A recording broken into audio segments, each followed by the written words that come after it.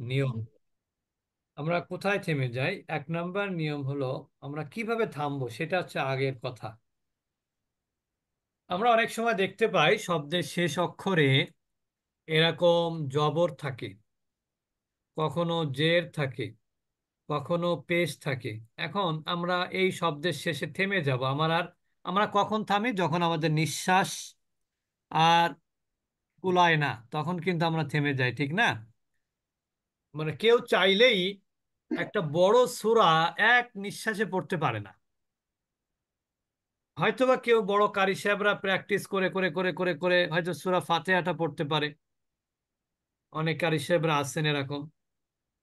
আমি একটা ইসের কারি দেখেছিলাম, সম্ভবত উনি কালো রঙের। এখন উনি কোথাকার হবে জানি না। তবে ওনার অনেক বড় নিঃশ্বাস, মানে উনি এক নিঃশ্বাসে অনেক বড় বড় সূরা উনি পড়ে ফেলতে পারেন। তবে আবার একটা কথা বলি, কারি সাহেবদের কিন্তু ওর মার প্যাচ আছে। কারি সাহেবরা কিন্তু দম কি করেন, আবার দম চুরিও করেন, যেটা আমরা বুঝতে পারি না। সবাই করেন না, হয়তো বা কেউ কেউ করেন। এবং এটা মানে যখন একজন কারি আরেকজন কারিকে শেখায়, তখন তারা ওইভাবে সেই দম চুরির সিস্টেমও শিখিয়ে দেয়। আছে এরকম, সবাই না আমি বলতেছি আবার। মানে এটা হচ্ছে দেখানো যে আমার অনেক বড় আর কি, আমি একদমে সূরা ফাতিহা শেষ করতে পারলাম। এটা দেখানোর জন্য অনেকে এভাবে প্র্যাকটিস করায় বা প্র্যাকটিস করে। যাই হোক, আমাদের ওইটা উদ্দেশ্য না। কিন্তু আমাদের কথা হচ্ছে যে আমরা যখন কোনো শব্দের শেষে জবর দেখতে পাবো, জের দেখতে পাবো, পেশ দেখতে পাবো, এখানে শব্দে যদি আমরা থামতে চাই, যে কোনো কারণেই যদি আমরা থামতে চাই, হয়তো একজন মেহমান আসছে, তার সাথে কথা বলতে হবে, হঠাৎ করে আপনি মানে যে কোনো কারণে থামলেন, সেই ক্ষেত্রে আপনার ওইখানে জজম দিতে হবে, মানে সাকিন দিতে হবে। তাহলে শব্দের শেষে জবরদের পেশ থাকলে কি দিতে হয়? যোজন সাকিন দিতে হয়। যোজন এক দিতে নম্বর হয়। নিয়ম।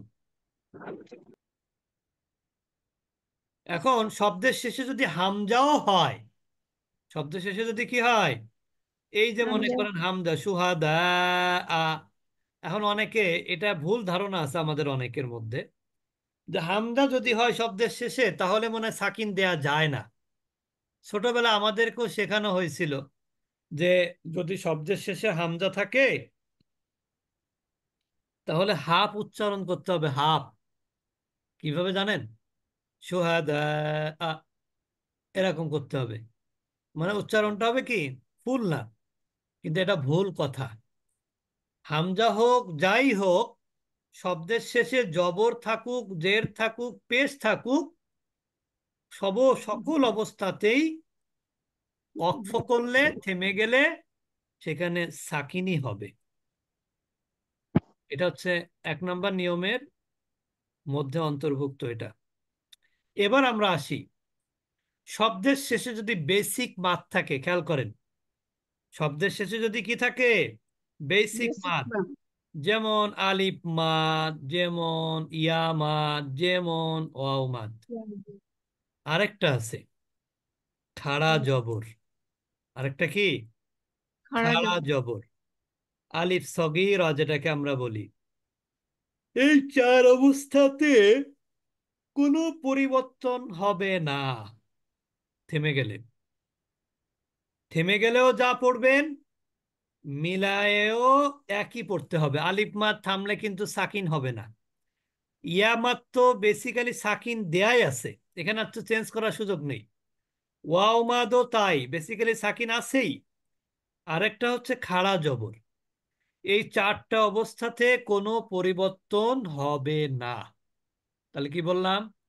শব্দের শেষে যদি আলিফ মাদ থাকে, ওয়াও মাদ থাকে, ইয়া মাদ থাকে, অথবা খাড়া যাব। শুধুমাত্র খাড়া জবর, খাড়া জের না কিন্তু, খাড়া শুধুমাত্র জবর। খাড়া খাড়া জবর জবর, থাকলে তাহলে মিলিয়ে পড়লেও যেমন পড়তে হবে, থেমে গেলেও একই নিয়মে পড়তে হবে, অর্থাৎ কোনো পরিবর্তন হবে না। জি। যেমন এখানে খাড়া জবর দেখাচ্ছি, ত হা, দেখেন খাড়া জবর, এখানেও ত হা।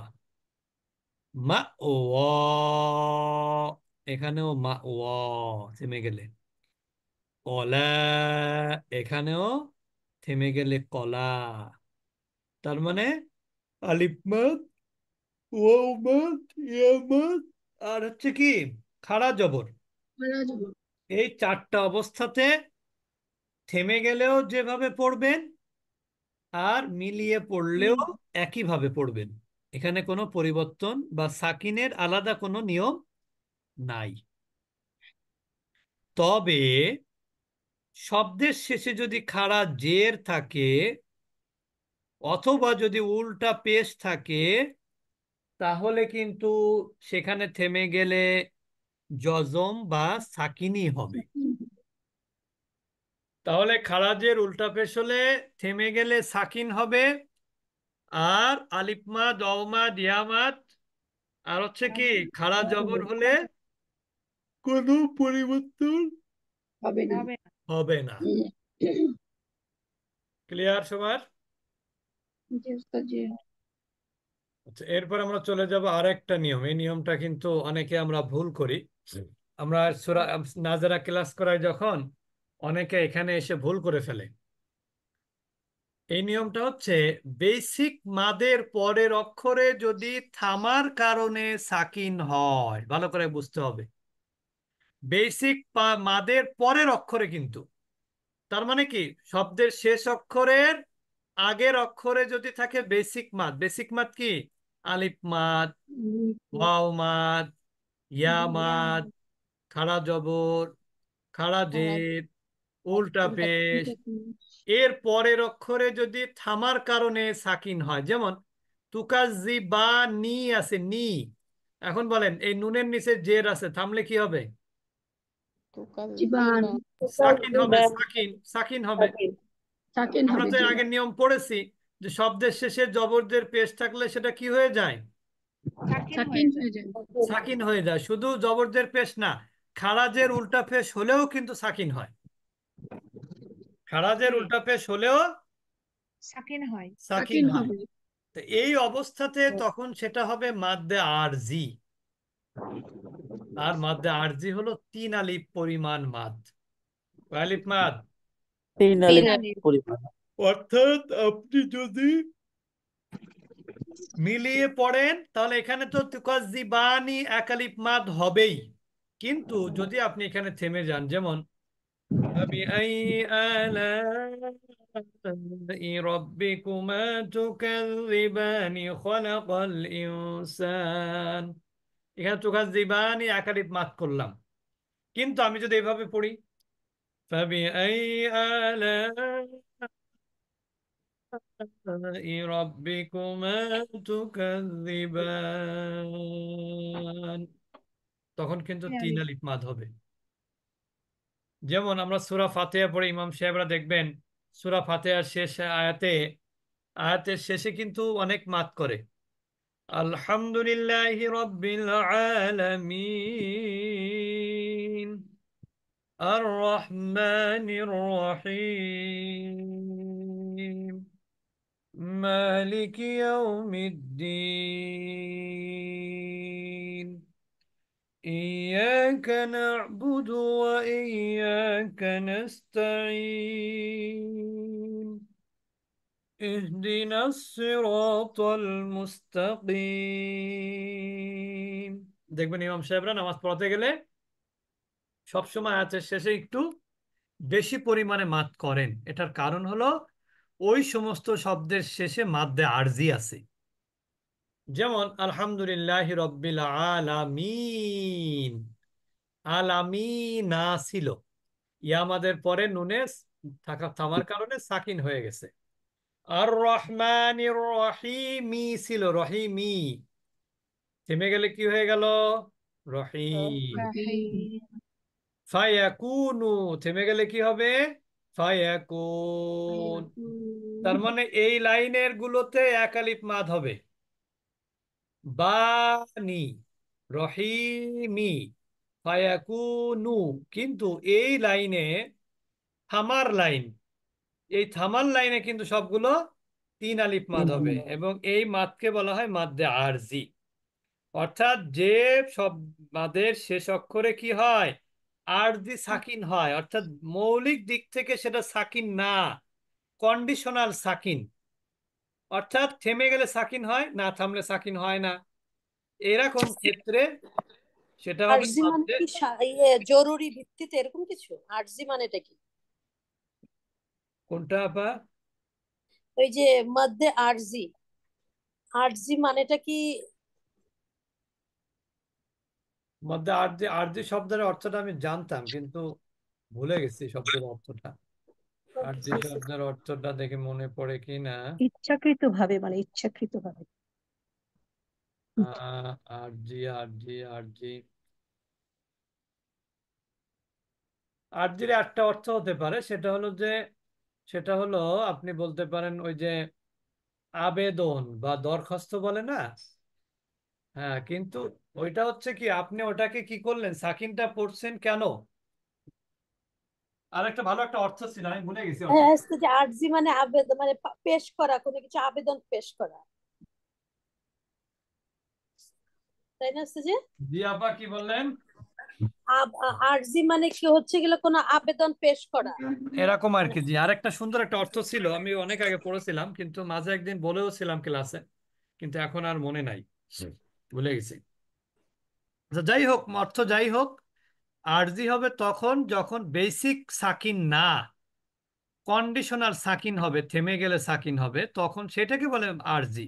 আরজি সাকিন মূলত এটার সাকিনের কারণে কিন্তু নাম হয়েছে কি, আরজি। আর এই সাকিনটা হলো আসলি না, মৌলিক না, এটা হচ্ছে ধার করা, এরকম কি ভালো একটা অর্থ ছিল। আরজি হলো আসলি, হলো কি আসল। আমরা বলি না যে আসল, আসল শব্দটাই কিন্তু আরবি শব্দ। আর আরজি হলো আসল না, এটা হচ্ছে কি কন্ডিশনাল, কন্ডিশনালের ভালো বাংলা যেটা সেটাই হলো আরজি। যে প্রয়োজনে থামা। শর্ত সাপেক্ষে আর কি, যেটাকে আমরা বলি, হ্যাঁ। হুম। তা এইটা হচ্ছে মাদ্দে আরজি বলে, অর্থাৎ মনে রাখবেন এইভাবে, যে শব্দের শেষ অক্ষরে থামার কারণে যদি সাকিন হয় এবং তার পূর্বের অক্ষরে, ঠিক পূর্বের অক্ষরে যদি বেসিক মাদ হয়। বেসিক মাদ বলতে আলিফ মাদ, ওয়াও মাদ, ইয়া মাদ, খাড়া জের, উল্টা পেশ, এইগুলো। কিন্তু খাড়া জবর হলে কিন্তু হবে না। কারণ কি, খাড়া জবরে তো সাকিন হয় না। ক্লিয়ার এবার? জি। তাহলে এটাকে বলে মাদ্দে আরজি। এবার আমরা চলে যাব মাদ্দে লিন। এটাও অনেক গুরুত্বপূর্ণ একটা মাদ, দেখবেন অনেক সময় সূরা কুরাইশ, সূরা কুরাইশেও কিন্তু ইমাম সাহেব যখন সূরা কুরাইশ নামাজে পড়েন, তখন উনি কিন্তু তিন আলিফ মাদ করেন। লিইলাফি কুরাইশ إيلافهم رحلة الشتاء والصيف فليعبدوا رب هذا البيت الذي أطعمهم من جوع। এইভাবে কিন্তু সবাই তিন আলিফ পরিমাণ মাদ করে কিন্তু নামাজের ক্ষেত্রে। এটা হলো মাদ্দে লিন। এটা কিভাবে হবে? আমরা জানি লিনের হরফ কিন্তু দুইটি, একটা হচ্ছে ইয়া আর একটা হলো কি ওয়াও। কখন লিন হয়? ওয়াও বা ইয়া সাকিন, তার পূর্বের অক্ষরে জবর। লিনের সাথে জবরের সম্পর্ক, লিনের সাথে কিসের সম্পর্ক? জবরের। জবরের সম্পর্ক। যেমন অ মাদের সাথে জেরের, অ পেশ, পেশের সম্পর্ক। ইয়া মাদের সাথে জেরের সম্পর্ক। আলিফ মাদের সাথে জবরের সম্পর্ক। আর ওয়াও লিন, ইয়া লিন, দুইটা লিন মাত্র, দুইটারই সাথে জবরের সম্পর্ক। এটার নিয়ম হলো, যদি কোনো শব্দের শেষে থামার কারণে যদি সাকিন হয় এবং তার পূর্বে যদি কি হয়, লিনের হরফ, লিন থাকে, লিনের হরফ না, লিন থাকে। লিন কখন হয়? এখন লিনের হরফ তো ওয়াও ইয়া, এখন লিনের হরফ হলেই কি লিন হবে? হবে না। লিনের হরফের উপরে সাকিন থাকতে হবে, তার পূর্বের অক্ষরে জবর থাকতে হবে, তাহলে সেটা লিন হবে। তাহলে মাদ্দে লিন কাকে বলে? এমনি লিনের সময় কিন্তু কি নাই, মাদ নাই। যেমন অসয়ফি, এখানে কিন্তু মাদ হবে না, কিন্তু যখন বলবেন সয়ফ তখন কিন্তু মাদ হবে। এবং এই মাদটা কম পক্ষে 1 আলিফ আর 3 আলিফ পর্যন্ত আপনি কি করতে পারেন? মাদ মাদ টানতে করতে করতে পারে। পারেন। পারি। এটাকে বলে মাদ্দে লিন। এটা হলো মাদ্দে লিন। এই জন্য আমি আমার ব্যক্তিগত হচ্ছে মাদ্দে লিন এবং মাদ্দে আরজি, এই দুইটাকে আমরা কন্ডিশনাল মাদ বলি। কন্ডিশনাল অর্থাৎ এটা কন্ডিশন ছাড়া এটা ওই মাদ হয় না। যেমন লিন, এটা কখনোই মাদ হবে না যদি তার পরের অক্ষরে থামার কারণে সাকিন না হয়। ভালো করে বুঝবেন।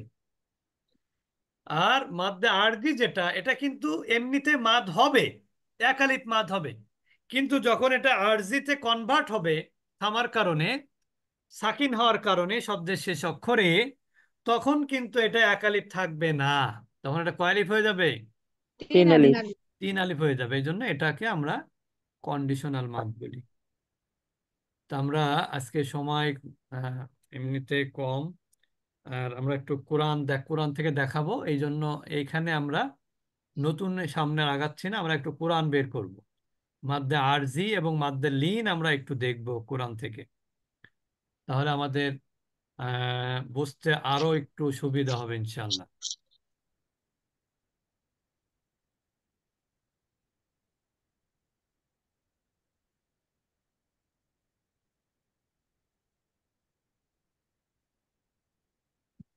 যেমন আমরা এখানে দেখতে পাচ্ছি, সবাই দেখতে পাচ্ছেন তো? জি। জি। যেমন দেখেন এখানে আছে ফালাউ, এখানে ফালাউ শাআ লাহাদাকুম আজমাইন। এখানে কিন্তু মাদ্দে আরজি, তার কারণ কি? এখানে আজমাইন না আছে, আর তার জি। পূর্বে কিন্তু ইয়া মাদ আছে। বেসিক। এখন এখানে কিন্তু 3 আলিফ মাদ করতে হবে থামলে, কিন্তু আপনি যদি না থামেন, فلو شاء فلو شاء لهداكم أجمعين قل هلم شهداءكم الذين। দেখেন আল্লাযীনা এখানে থেমে যাওয়ার কারণে সব আয়াতের মাঝখানে হলেও এটা কিন্তু মাদ্দে আরজি হয়ে গেছে। তার কারণ কি? ইয়া মাদের পরে নুনে আমরা সাকিন করলাম থামার কারণে, এই জন্য এটা হচ্ছে ইয়া মাদের পরে মাদ্দে নুনে আরজি। মারতে।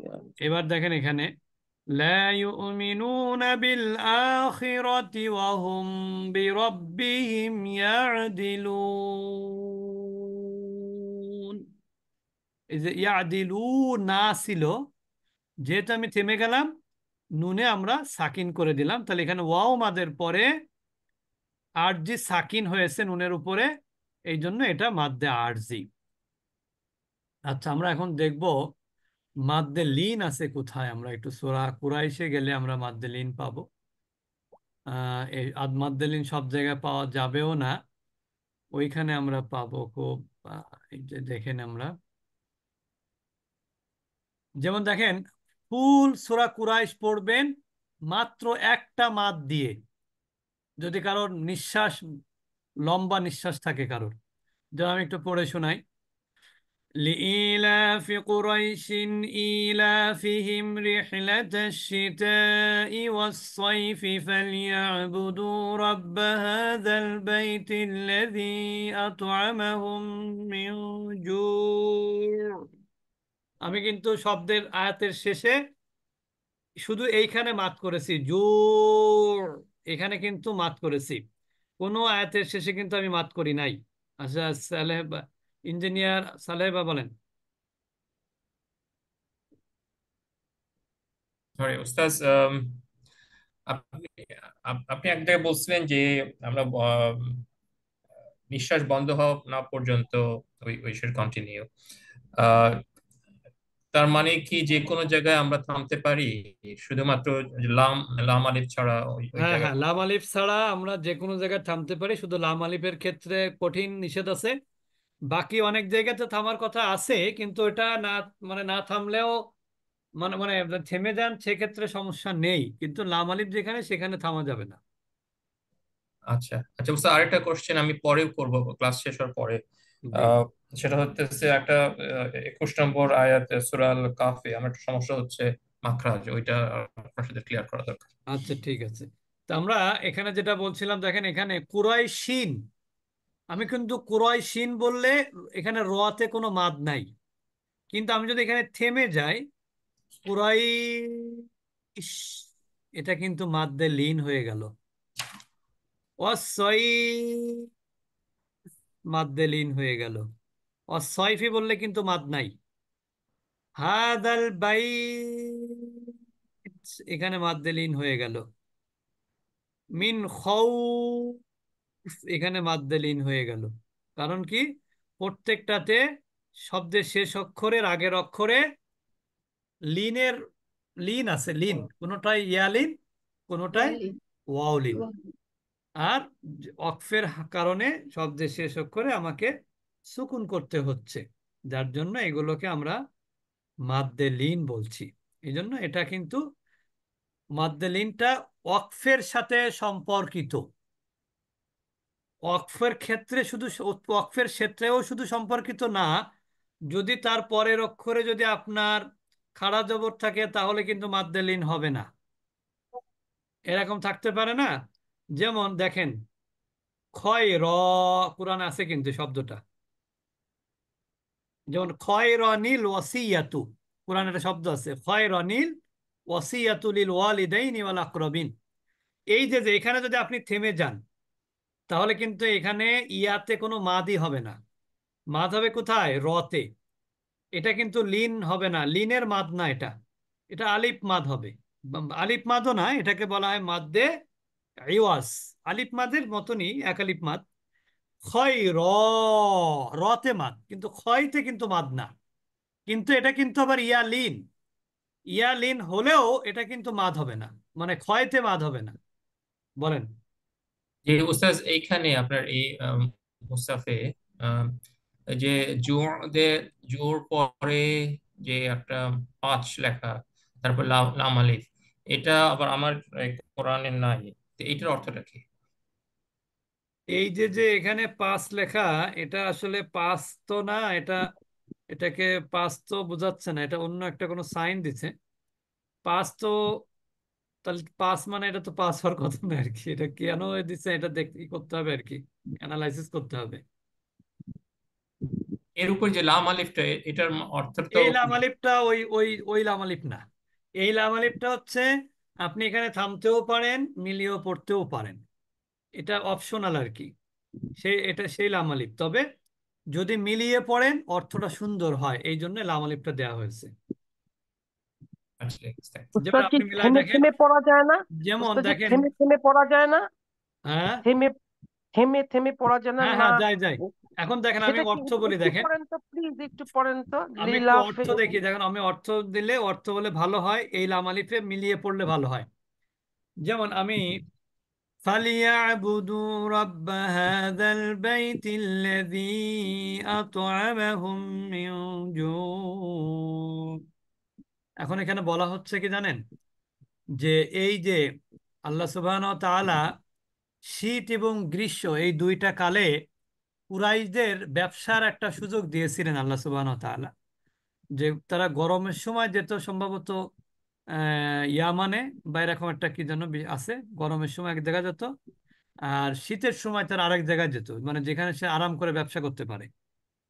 এবং কুরাইশদের আরেকটা সুবিধা ছিল যে তাদেরকে কোনো পথে ডাকাতি হলে যখনই শুনতো এরা কুরাইশ গোত্রের লোক, তখন তাদের কাছেও ভিড়তো না ডাকাতরা।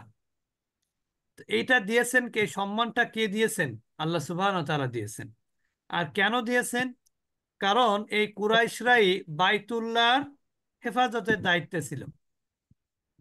এই জন্য আল্লাহ সুবহানাহু ওয়া তাআলা বলছেন, আমি তোমাদেরকে এত সুযোগ সুবিধা দিলাম, শীতকালের সফর ব্যবসা এবং গরমকালেরও ব্যবসা দিলাম, তাহলে তোমাদের কি, তাদের কি করা উচিত? ফালিয়াবুদু, তাদের ইবাদত করা উচিত, রব্বা, রবের, হাজাল বাইত, এই এই ঘরের, মানে যে ঘরের তারা দায়িত্বশীল, সেই ঘরের যিনি রব তার ইবাদত করা উচিত, যিনি, মানে দেখেন, আপনি যদি এখানে যিনি একসাথে না বলেন তাহলে কিন্তু অর্থটা সুন্দর হয় না। আপনি যদি এটা হুম বলেন, ঠিক না? এই জন্য হুম। এই লাম আলিফটা যখন দেখবেন কোনো কিছুর উপরে লাম আলিফ দেওয়া হবে, তখন বুঝতে হবে যে এখানে মিলিয়ে পড়লে অর্থটা সুন্দর হয়, আর যদি না আচ্ছা, মিলান তাহলে অর্থটা একটু ভাঙা ভাঙা হয়। বুঝতে পেরেছেন? এটা হচ্ছে এই লাম আলিফ। কিন্তু ওই যে লাম আলিফ যেখানে থামা যাবে না, সেখানে এইরকম কোনো অপশন থাকবে না, অর্থাৎ এরকম কোনো নিচে কোনো এরকম চিহ্ন থাকবে না। সে লাম আলিফটা একবারে শুধু লাম আলিফই থাকবে, এর উপরেও কিছু থাকবে না, নিচেও কিছু থাকবে না, সাইডেও কিছু থাকবে না।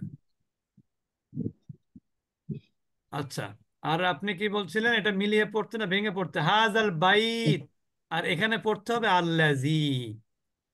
কেন পড়তে হবে আমরা গত ক্লাসে বলেছিলাম যে যদি ও না এই এই এই এখানে আছে মনে হয়, এই এই স্লাইডে আছে, এই স্লাইডে আছে যে এখানে লামের উপরে সাকিন অথবা তাজদিদ থাকলে তার পূর্বে যদি আলিফটা খালি হয় তাহলে সে আলিফটাতে জবর দিতে হয়। আচ্ছা, তাহলে আর কারো কোনো প্রশ্ন আছে? ও সালেবার প্রশ্ন কি উত্তর হয়েছিল না হয়নি নাকি এইটা না? ওস্তাদজি আসসালামু আলাইকুম। ওয়ালাইকুম আসসালাম। এটা শুধু লাম আলিফ থাকলে থামা যাবে না, তাই তো? শুধু লাম আলিফ থাকলে থামা যাবে না। জি। আর যদি সেখানে লাম আলিফের নিচে এরকম কোনো আয়াতের শেষের চিহ্ন থাকে, অথবা এই ধরনের কোনো চিহ্ন থাকে, বা এই ধরনের আরো অনেক বিভিন্ন রকমের চিহ্ন থাকে, জি, ওই চিহ্নের ক্ষেত্রে থামা বরং যাবে, মিলিয়ে পড়লে অর্থটা সুন্দর হয়, কিন্তু থামাও যাবে। থামাও যাবে। জি। এই হচ্ছে বিষয়। আমরা আরো এখানে এই নিয়মগুলো আমরা এই আমাদের এই যে যে লেসনটা চলছে এই লেসনে আমরা আরো জানতে পারবো ইনশাল্লাহ, কোথায় থামা যাবে, লাম আলিফে থামা যাবে কিনা, তারপরে মিমে থামতে হবে। এইগুলো আমরা কিন্তু ওই লেসনের মধ্যে আছে, আমরা পর্যায়ক্রমে ইনশাল্লাহ পড়বো। তো আমরা আজকে এই পর্যন্ত রাখি। আমরা ইনশাল্লাহ আগামীকাল বাকি এখানে যে নিয়মগুলো আছে সেগুলো ইনশাল্লাহ আমরা আগামীকাল পড়ার চেষ্টা করব। উস্তাদ, আমার একটা কোশ্চেন ছিল সূরাল মুলক নিয়ে। জি বলেন। আচ্ছা, সূরাল মুলক 21 নম্বর আহ, আয়াত শেষে আপনার কোরআন যদি থাকে খোলা তাহলে একটু দেখলেন, অথবা পরে যদি আমাকে বলতেন। আমার একটু সমস্যা হচ্ছে পড়তে, যে আপনার এই যে বাল্লাজু ফি উতু ওয়া নুফুর, এই যে উতু ওয়া নুফুর, ও ওইটা তো আমি পড়তে ওইও, ও তো ওইও, ও তো ওইও, উতু উইউ। ওখানে ওয়াও আছে না শেষে? হ্যাঁ হ্যাঁ, তো ওয়াইন এটা নিচে একটা দুই পেজ। মাখরাজ দিয়ে একটু যদি দেখা শিখে দিতেন পরে, মানে সময় নিয়ে, আচ্ছা ঠিক আছে, ছবি আমি দিয়ে। আপনার রেকর্ড করে আপনার এসে দিয়ে দেবো ইনশাল্লাহ। আচ্ছা, থ্যাংক ইউ। আচ্ছা, আসসালামু আলাইকুম রহমতুল্লাহি ওয়া বারাকাতুহু।